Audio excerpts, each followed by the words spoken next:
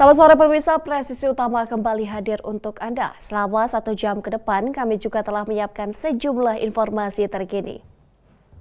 Bersama saya Bribda Joyshunika, kita lihat dulu 3 berita utama sore ini.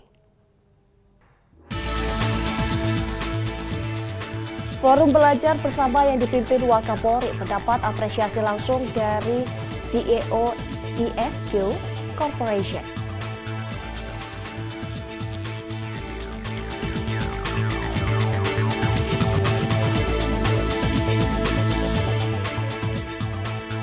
Kapolda Kepulauan Riau Irjen Pol Asep Safrudin menggelar tatap muka bersama paguyuban dan tokoh masyarakat di Batam.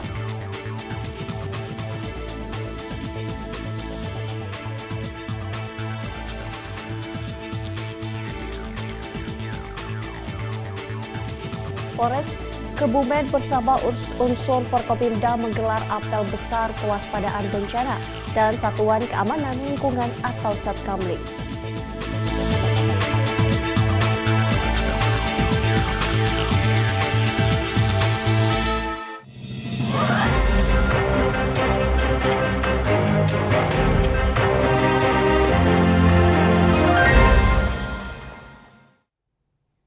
Pemirsa ikut melakukan penyerangan dan penjarahan pagar Mapolres Salatiga, Jawa Tengah saat aksi unjuk rasa akhir Agustus lalu. 4 pemuda diringkus petugas Satuan Reserse Kriminal Polres Salatiga.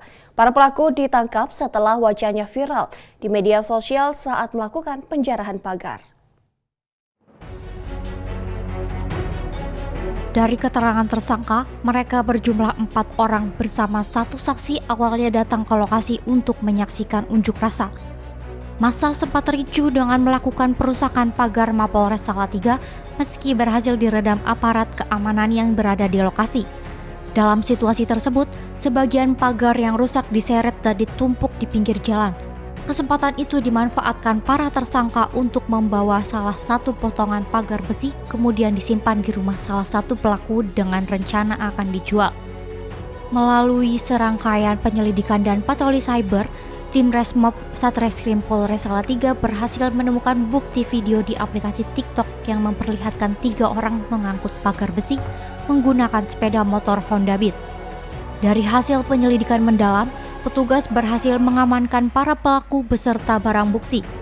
Adapun tersangka yang berhasil diamankan, Angga Aditya Saputra, Rida Dwi Arianto, Maulana Umar Said, dan RZN.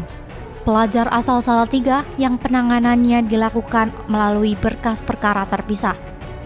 Beberapa barang bukti yang berhasil diamankan diantaranya 1 unit pagar besi panjang 360 cm, 2 unit sepeda motor, dan 1 unit handphone dan beberapa pakaian yang digunakan saat kejadian.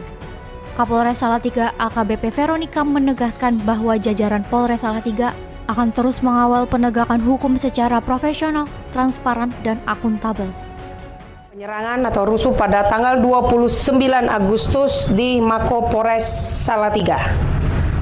Adapun yang kami dapatkan kejadian itu adalah tindak pidana pencurian dengan pemberatan dan penghasutan untuk melakukan perbuatan pidana atau perusakan saat terjadi unjuk rasa atau berujung kericuhan yang tanggal 29 Agustus sekitar pukul 23.00 dengan kerugian pagar Polres yang telah dirusakkan dan dibawa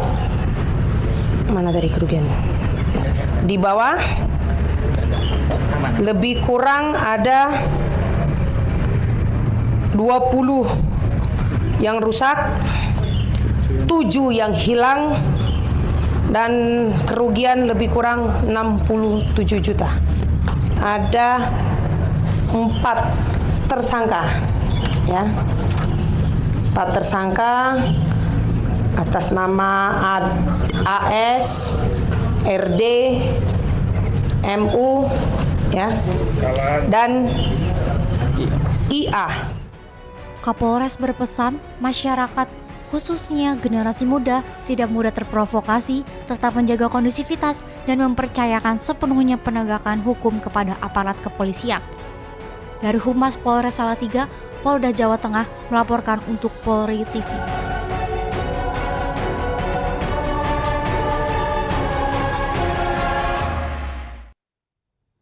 Pemirsa, Direktorat Reserse Siber Polda Metro Jaya berhasil mengungkap kasus manipulasi data nasabah bank yang dilakukan dengan identitas palsu bernama Bjorka.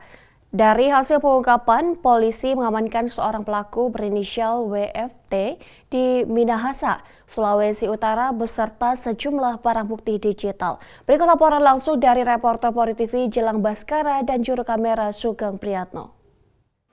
Baik, terima kasih Joyce. Tepat sekali, Direktorat Reserse Siber Polda Metro Jaya tadi melaksanakan pengungkapan kasus terkait dengan illegal access dan juga permanipulasian data, yang mana data yang dimanipulasi dibuat seakan-akan menjadi data autentik milik nasabah dari salah satu bank swasta yang ada di Indonesia. Dan perlu diketahui juga pemirsa bahwa pengungkapan ini tadi sudah dilaksanakan kurang lebih pada pukul 14 waktu Indonesia Barat, di mana dipimpin langsung oleh Wadires Siber Polda Metro Jaya AKBP Vian Yunus dan didampingi oleh Kasubdit Penmas Bithumas Polda Metro Jaya AKBP Reonald Simanjuntak, dan beserta turut dihadiri juga maksud saya oleh para kasubdit dan juga para penyidik yang tergabung dalam pengungkapan kasus illegal access dan juga permanipulasian data dari salah satu bank swasta yang ada di Indonesia. Dari hasil pengungkapan yang sudah dilaksanakan kurang lebih pada selama 1 jam 30 menit ini maksud saya, polisi berhasil mengamankan tersangka berinisial WFT berumur 22 tahun yang berhasil diamankan di wilayah Minahasa, Sulawesi Utara, tepatnya di rumah pasangan dari tersangka berinisial WFT tersebut. Setelah melakukan pengamanan terhadap tersangka WFT, diketahui lagi bahwa peran dari tersangka WFT adalah untuk mencari data-data random dari Bridge Forum sebanyak 4,9 juta data yang sudah dihimpun oleh tersangka. Ketika sudah mendapatkan data yang dicari, tersangka langsung melakukan ataupun mengunggah data-data tersebut ke dalam dark web, yang mana perlu diketahui juga bahwa dark web sendiri merupakan web gelap yang berada di paling bawah dasar internet, dan dark web sendiri berisikan konten-konten yang disturbing sehingga tidak semua masyarakat dapat mengakses dark web tersebut. Ketika sudah melakukan pengunggahan data dari dark web, tersangka berinisial WFT ini langsung melakukan screenshot dan menyebarkan screenshot tersebut ke sosial media X atau biasa dikenal dengan Twitter dengan caption yang seolah-olah menitikberatkan bahwa keamanan bank swasta di Indonesia tersebut lemah sehingga datanya bisa diretas dan juga bisa diunggah ke dark web.